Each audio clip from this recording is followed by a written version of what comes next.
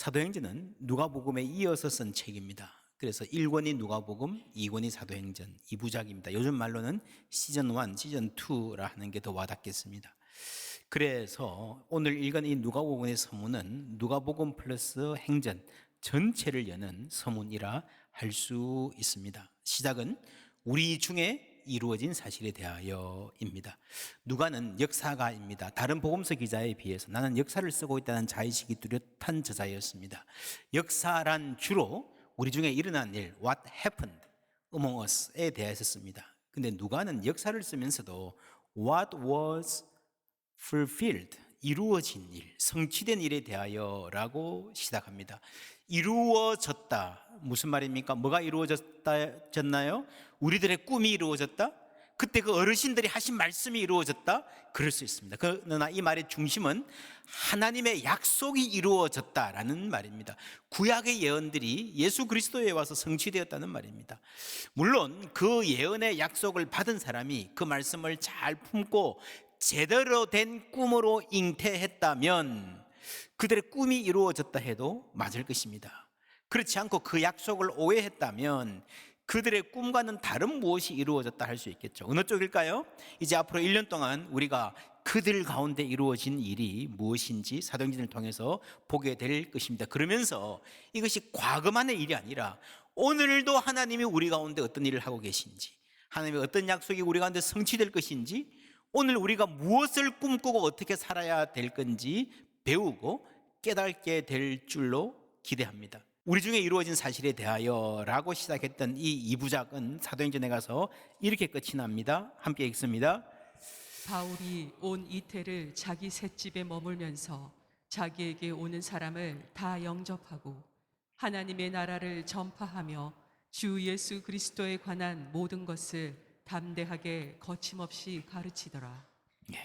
이게 참 독특한 결론입니다. 왜냐하면 바울의 여정을 이야기하는 것 같은데 중간에 끝나는 것 같아요. 여러분, 누가복음과 사도행전의 독자들은 처음에는 예수님의 인생 여정을 탄생부터 따라서 왔습니다. 예수님은 중간에 부활 후에 성천하시죠.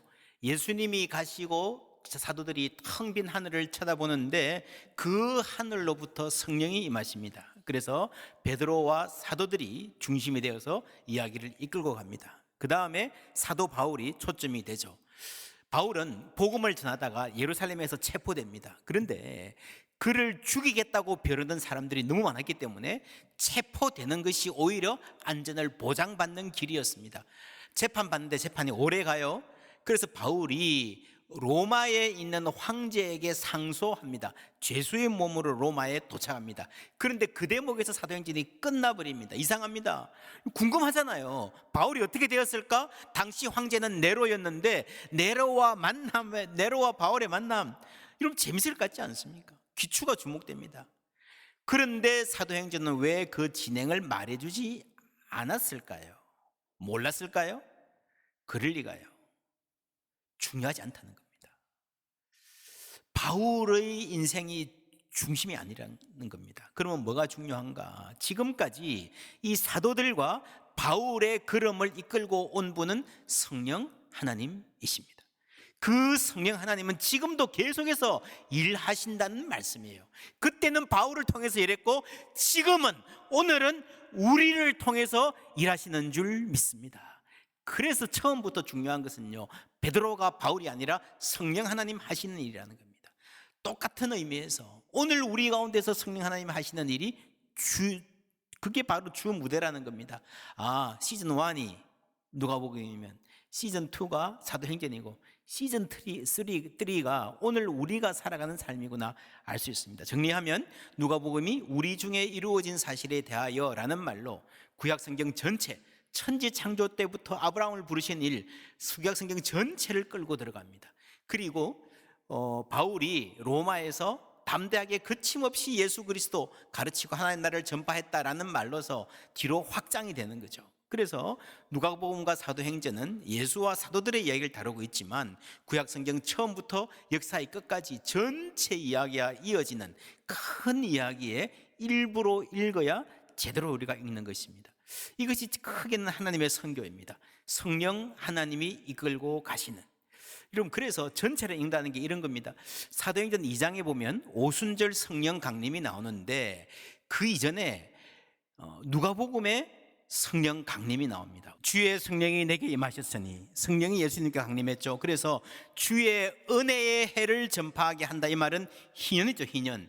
구약 성경에 보면요, 여러분, 사람들이 살다가 땅을 잊어버렸으면 50년째에 땅을 찾아주고, 혹시 노예가 자유인이 노예가 됐다면 다시 자유인이 되게 해주고, 포로된 자도 다시 돌려보내는 인간 삶의 총체적인 해방, 회복을 성령께서 가져오시겠다라는 말씀입니다.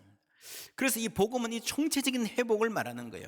1974년에 스위스 로잔에서 제1차 로잔 대회가 열렸는데, 이때 사무엘 에스코바라고 하는 페루 출신의 신학자가 이 누가복음 4장 말씀을 전했습니다.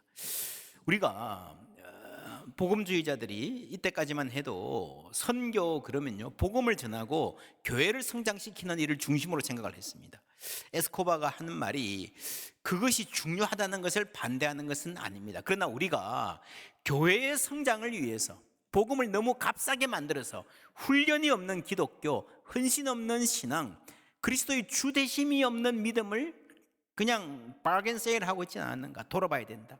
예수님은요, 우리의 구세주시며 주님이십니다. 구세주라는 말은요, 우리를 위험에서 건져주시는 분, 멸망에서 구해주시는 분이라는 반면에 주님이라는 말은요, 퀴리오스, 우리가 순종하고 따라야 될 주님, 인생의 주인이시란 말입니다. 누가복음 19장에 삭개오 나오죠. 오늘 구원이 이 집에 이르렀다라고 구세주로서 구원을 선포해 주십니다. 그 다음에 삭개오는요, 내가 속여서 빼앗은 것 다 변상하겠습니다, 이제는 그렇게 안 살겠습니다 라고 선언하죠. 이것은 단순히 착하게 살겠어요 라는 게 아니고요, 지금부터 그리스도를 주님으로 모시고 그 통치 안에 살아가겠다라고 하는 것입니다.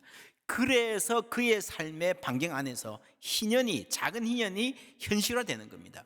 사무엘 에스코바는 이 설교에서 로잔 대회, 1차 로잔 대회 설교에서요, 요한 웨슬리를 이야기합니다. 여러분 아시죠? 요한 웨슬리는요, 그 누구보다도 영혼 구원에 열심이었습니다. 개인적인 회심, 복음을 열정적으로 전도한 분이었지만 이분의 영향하에서 영국의 윌리엄 윌버폴스 같은 기독교인이 나옵니다. 정치가였습니다.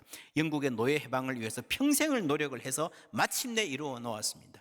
윌버폴스가 노예 해방에 목숨 걸지 않았다면 이분은 수상이 되든지 정치적으로 훨씬 더 성공했을 것이라고 평가들을 합니다. 왜냐하면 여러분, 노예 해방하자 인기가 없잖아요. 특별히 그 사회 기득권층들에게는 인기가 없습니다. 여러분, 교회도 마찬가지예요. 노예 해방을, 사회 기득권층들이 안 좋아하는 노예 해방을 교회가 주창하면은 그거 별로 교회 성장에 도움이 안 된다. 그렇게 말한다면 교회의 성장이 우상이 되어 있는 것입니다. 여러분, 우리는 복음의 진리가 훨씬 더 중요합니다. 하나님의 형상으로 창조받은 인간을 존중하는 것이 훨씬 더 중요합니다. 그리고요, 긴 안목으로 보면 우리가 다른 결론을 낼 수 있습니다. 결국 역사 속에서 이 부당한 노예 문제에 침묵하는 것은요, 교회 성장과 개인 전도에도 결국에는 도움이 안 돼요. 조금만 지나면 사람들은 교회가 진리편에 섰는가 안 서지 않았는가를 알 수 있게 됩니다. 기억하십니까? 작년 이맘때에 이 사람을 보라라는 시리즈로 설교를 했었습니다. 역사를 보면 기독교가 잘못한 일들도 많아요. 그리고 선한 일을 했다고 할 때에도 너무 미약하고 미미하고 어설퍼 보였지만, 그래도 긴 역사를 놓고 보면요, 교회가 있어서 이 사회가 얼마나 달라졌는가 우리가 알 수 있습니다. 여성이 인간적으로 존중받는 사회, 어린이들이 사람 대접받는 사회, 기독교가 아니면 불가능했습니다. 지난주에 보았던 여러분, 로마 사회의 금투사 시합, 사람들을요 경기장에 세워놓고 그 옛날에 수만 명이 모여서 막 피가 뿜는 그것을 오락이라고 즐기던, 여러분 그 행사를 국가가 주최하던 그런 사회의 야만적인 폭력성, 기독교가 들어온 이후로 없어졌습니다. 여러분, 그래서 복음의 영향력은요 본래부터 총체적이었습니다. 우리나라에 온 선교사님들 고아원 세워서 배고픈 아이들 거두고 먹였잖아요. 병원을 세우고 치료하고 학교를 세워서 가르쳤잖아요. 여성들의 권익을 향상시키고 장애인들을 돌보고 존중했습니다. 여러분, 이 세상에 배고픈 사람들이 넘쳐나고 고아들이 길에서 방황하는데 아픈데도 치료받지 못하고 죽어가는 사람들이 속출하는데 그냥 교회만 세우고 예수 믿으라 교회 오라만 반복하는 것은 복음이 아닙니다. 여러분, 그래서 복음을 들고 세상에 나갔던 사람들은요, 언제나 총체적 선교를 실행했었습니다. 이게 사람들이 뭔가 이렇게 선교의 이론을 제대로 몰랐을 때도 하나님이 우리 가운데 일하고 계셨기 때문입니다. 그리고 그들에게 성경 말씀이 있었기 때문입니다. 성경을 읽는 사람들은요, 그 하나님의 큰 이야기를 놓칠 수가 없습니다. 우리가 예수 믿고 구원받아라 개인적으로 전도하고 생명의 복음을 전하는 일이 너무 중요합니다. 언제나 그것은 복음의 중심입니다. 그러나 전부는 아니에요. 우리가 에베소에서 보았습니다. 교회는 그의 몸이니 만물 안에서 만물을 충만케 하는 이의 충만이라. 교회 사역은 만물을 향해 있어야 됩니다. 그 소망을 가져야 됩니다. 이게 온전한 샬롬이죠. 그래서 로잔 대회의 아주 중요한 중심은요, 복음의 중심을 견고히 하면서도 통전적인 선교, 홀리스틱 미션을 해야 된다라고 하는 겁니다. 로잔 대회는 어디 크게 스타디움에서 하는 대중 집회가 아니고요, 세계 선교의 방향을 정하고 뜻을 모아가는 회의입니다. 내년에 9월 달에 인천에서 있을 것입니다. 공식적인 타이틀은 서울대회입니다. 1974년에 로잔, 스위스 로잔에서 먼저 있었고요. 2차 대회가 89년에 마닐라에서, 그 다음에 케이프타운에서, 이제 내년에 서울에서 있게 됩니다. 제1차 로잔 대회는 빌리 그레함과 존 스토트 두 분이 앞장서서 했고요.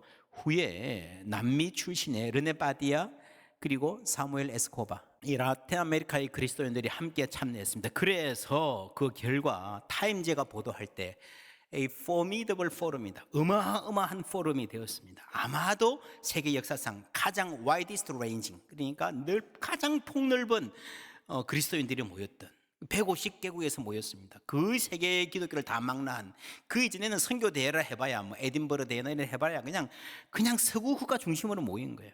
처음으로 이렇게 많은 많은 나라의 대표들이 모였고요. 그리고 특징적인 것은 처음부터 50%가 44세 이하였습니다. 놀랍죠? 그래서 87년부터 계속해서 Younger Leaders Generation 모임이 계속되고 있습니다. 로잔은 4분밖에 안 했지만 중간중간에 많은 의미 있는 모임들이 계속되었습니다. 첫 번째 로잔 대회는요, 미전도 종족, 이 말이 지금은 누구나 쓰는 아주 중요한 선교 용어가 되었지만 로잔 대회에서 나왔던 말입니다. 총체적 선교라는 말도 이 이전에는 복음주의자들은, 보수적인 기독교인들은요, 이 복음 전도와 사회적 책무를 나란히 강조하는 것을 제대로 듣지 못했습니다. 대단히 생소한 개념이었습니다. 그러나 오늘날 대다수의 복음자들이 그렇구나, 이게 성경적이구나 동의하는 흐름이 되었습니다. 로잔의 기여입니다. 2차 로잔 대회는 필리핀 마닐라에서 모였습니다.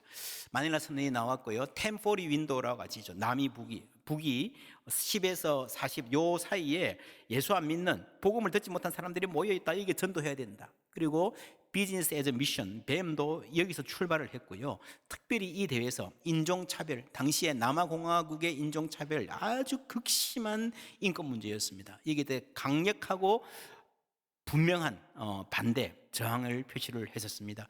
그 이후에 1995년에 넬슨 만델라가 남아공의 대통령이 되죠.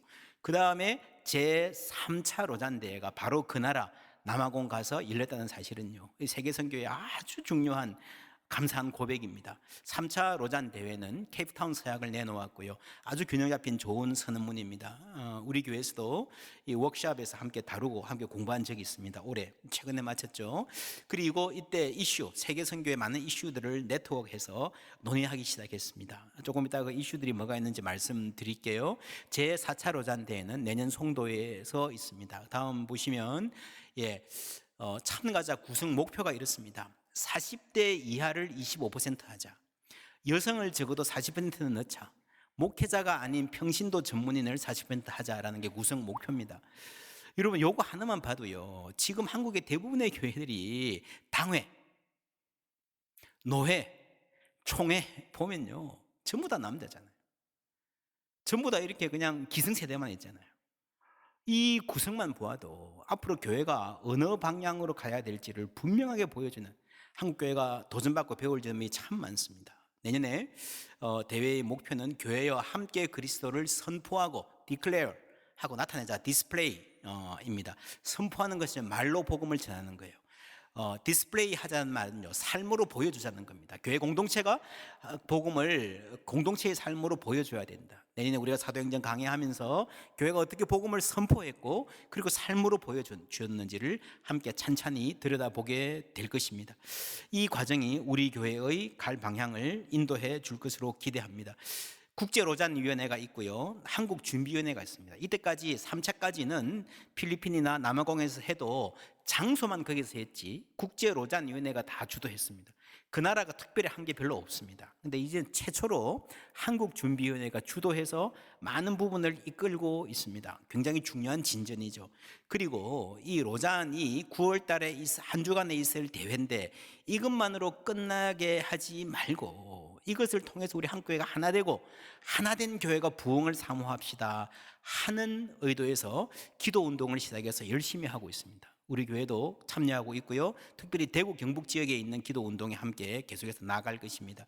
그리고 또 하나 시작된 것이 말씀 운동입니다. 이 말씀 운동 우리 교회에서 여러분들 열심히 기도해 주시고 또 지원해 주셔서 잘 준비되고 있습니다. 저는 이 말씀 운동에 하나님의 인도하심이 있다고 믿습니다. 지금 많은 교회들이, 목회자들이 기대하고 참여하고 있습니다. 첫걸음인데 내년 한 해의 함께 했던 성과를 바탕으로 한국교회가 건강한 말씀 운동 위해서는 그런 뿌리가 내려가기를 기대합니다. 여러분 기도해 주시기를 바랍니다. 로잔 대회에 많은 주제들이 있는데 그 다양한 주제들이 일주일 동안 모여서 다 할 수 있는 건 아니고요, 이미 토론들이 많이 진행되고 있습니다. 2020년부터 이 리슨 세계를 다니면서 지도자들이 듣는 모임들이 진행됐었고요, 22년부터 모임들을 아주 전 세계가 각 주제별로 모이고 있습니다. 그리고 올해 내년에 이제 정해지고 나면 방향이 정해지면 2050년까지 함께 힘 모아서 실행하는 과정들이 있을 것입니다. 지도로 보시면 이렇게 많은 모임들이 지금 진행되고 있습니다. 우리가 총체적인 선교라고 할 때에 사회가 많이 변하고 많은 도전들이 있으니까 함께 고민해야 될 주제들, 끌어가야 될 문제들이 25개로 있습니다. 주보에 한번 보시겠습니까? 3면에 보면요, 실어 놓았습니다. 로잔 2024 이슈 네트워크 트랙 25개 트랙이 있습니다. 첫 번째는 복음 전파입니다. 복음 전파 늘 중심이고 우선인데 세계 인구가 고령화된다든지 다음 세대가 많이 바뀐다든지 하는 새로운 도전들을 안고 복음 전파의 전략들 방향을 고민합니다. 두 번째는 디지털 시대의 사역, 이때 성경과 제자 훈련, 교회 형태가 어떻게 될 수 있을까 함께 연구하고 전문가들이 그리고 교회 대표들이 함께 연구하고 있습니다. 세 번째 인간됨에 대한 이해입니다. 지난주에도 잠시 말씀드렸습니다. 그죠? 호모 사피엔스, 이런 기본적인 인간관이 지금 심하게 흔들립니다. 지금 아마 몇 년 내에 이 몸이 불편하신 기력이 예전 같지 않은 어른들을 위한 보조 제품들이 많이 나올 겁니다. 웨어러블 로봇이라는 말 들어보셨습니까? 옷을 입으면요, 팔 힘이 몇 배로 좋아지는 겁니다. 어른들이 걸음도 잘 못 걸어도요, 막 계단도 뛰어 올라갈 수 있는 바지 하나 잘 입으면 그게 인간의 몸 안으로 들어올 수 있습니다. 그리고 인간의 그런 육체적 기능뿐 아니라 정신적인 기능도, 암기력, 판단력 이런 것도요, 훨씬 더 이렇게 로봇을 통해서 이렇게 향상시킬 수 있는 기술들이 계속해서 개발되고 있습니다. 그래서 우리가 영화 같은 거 보면 그런 말들 많이 하잖아요. 언젠가 로봇이 너무 똑똑해져 가지고 인간을 지배하는 날이 올 것이다. 그런 날이 올까 안 올까 전문가들도 의견이 갈리지만 분명한 것은 만약에 그런 날이 온다면요, 그게 100% 인간도 아니고 100% 로봇도 아닌, 그때가 되면 사람들이 다 사이버가 많이 돼가지고 이게 인간인지 로봇인지 헷갈리는 그런 존재들이 많이 생길 것이다 라는 전망은 거의 분명한 것 같아요. 만약에 그렇다면 인간이란 무엇인가 라고 하는 아주 심각한 근본적인 질문이 제기되어 있습니다. 여기에 대한 신앙적인 대답이 있어야 되는데 이것 또한 우리가 붙들고 실험해야 될 로잔에서도 함께 연구하는 주제 중에 하나입니다. 네 번째는 폴리센트릭 미션, 다중심적 선교라고 하는 것입니다. 옛날에는 선교를 하는 나라가 있었고 피선교지가 있었죠. 이제는 미국이나 영국 이런 나라뿐 아니라 남미든 아시아든 아프리카든 다양한 나라들이 선교의 센터가 될 수 있다. 그래서 from everywhere to everyone 이라고 하는 주제가 아주 선명하게 제시되고 있습니다. 신학적으로도 그래요. 옛날에는 빌리 그레함이나 존 스토트, 크리스토퍼 라이트 이런 아주 거대한 신학적 영웅 한두 명에 기댔다면 이제는 보다 많은 신학자들이 함께 이끌어가는 것이 훨씬 더 건강하겠다라고 하는 거고요. 이 폴리센트릭의 방향은 지금 세계가 살 수 있는 아주 중요한 방향입니다. 특별히 한국 사회 수도권에 너무 많이 집중되어 있잖아요. 모든 것이 수도권 집중입니다. 교회도 그렇습니다. 그래서 사실 이걸 벗어나야 여러분 우리 한국이 함께 잘 살 수 있는 길이 열리는데 수도권은 수도권대로 힘들거든요. 그래서 사실 우리 말씀 운동을 전국이 함께 하는 건데 포항에 있는 교회가 주도한다는 것도 대단히 상징적인 의미가 있습니다. 이게 시대 정신에 폴리센트릭이라고 하는 미션의 정신에 맞는 방향이다라고 하는 평가를 하는 분들이 많이 계십니다. 이 운동도 제가 혼자 이끈다기보다는 함께 섬기는 쪽으로 다양한 분들의 지혜와 열정을 모아가는 방향으로 움직이고 있습니다. 그 다음에 미션 앤 할리니스, 선교와 거룩함입니다. 여러분 이 사회에서 이 정직과 반부패, 지도자 품성, 우리가 그리스도인들이 특별히 그리스도인 지도자들이 정직하지 못했고 여러분 그랬던 부패했던 면이 있다면 회개하고 철저하게 정직한 사역을 함께 해나가자, 거룩한 운동을 하자 하는 것들이 중요한 고백으로 자리 잡고 있습니다. 그리고 공동체에서 증인되기, 우리가 마을 목회 통해서 많이 이야기했고 역시 디지털, 도시 이런 주제도 포괄 내야 됩니다. 마지막으로 소셜 인터랙션이 있습니다. 창조 세계와 취약계층 돌봄이라는 주제 중요하고요. 일터 사역, 우리 교회에 여러분 참여하신 분들 많이 계시죠? 올해부터 일터 사역에 대한 공부를 집중적으로 하기 시작했습니다. 여러분 이게 많은 일을 같지만 이걸 주부에 싣고 우리가 눈으로 한번 보는 것만 하더라도 세계 선교를 앞으로 제대로 하려면 이런 과제들에 응답해야 되는구나 하는 것을 아는 것만으로도요 여러분 상당히 이 글로벌 크리스찬이 되시는 겁니다. 우리가 이런 관심을 갖고 내년 한 해 동안에 말씀에 집중합니다. 집중은 말씀입니다. 그리고 여러분 사도행전 1장에 보면은 출발이 다락방이거든요. 다락방에 모여서 간절히 기도하며 하나님이 일하시기를 기대하는 그룹, 우리도 본받아서 1월 한 달 동안의 주제는 다락방의 기도입니다. 수요 집회 때는 모여서 더불어 함께 간절히 기도하는 시간 가질 것입니다. 우리가 선교를 위해서 기도하고요, 나라와 민족을 위해서 기도하고 교회, 그리고 특별히 여러분 가정과 개인을 위한 기도 제목도 가져오셔서 간절히 함께 기도하는 시간, 여러분 마음 모아주시면 감사하겠습니다. 정리하면 세상의 역사는 우리 중에 일어난 일, 그냥 happened 말하고 끝나는데 성경은 그렇지 않습니다. 우리 중에 fulfilled, 하나님이 성취하시고 이루어 주신 일을 말하고 있는 겁니다. 여러분 누가복음의 이야기는요 구약에서부터 이어지는 이야기입니다. 그리고 누가복음의 예수 이야기가 사도의 이야기로 사도행전에 이어지고 이 이야기는 오늘 우리의 삶과 사역에 이어집니다.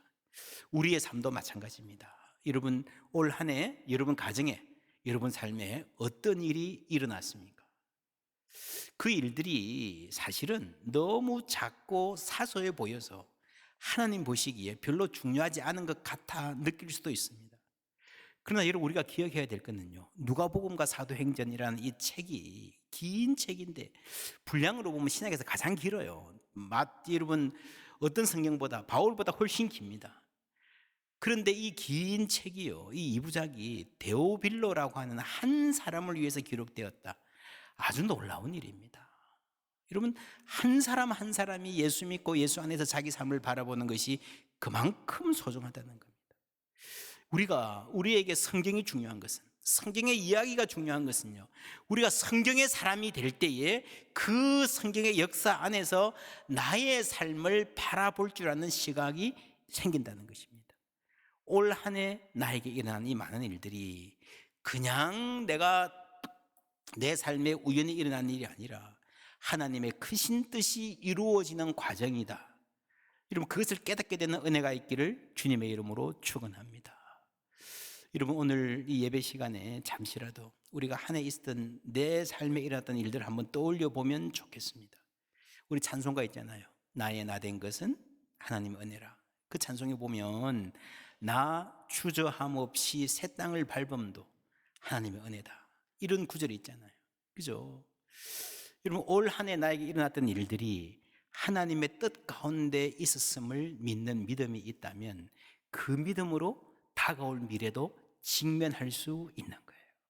주저함 없이, 두려움 없이 내년에 우리 여러분 삶에, 여러분 가정에, 자녀들의 삶에 또 어떤 일이 다가올지 모릅니다.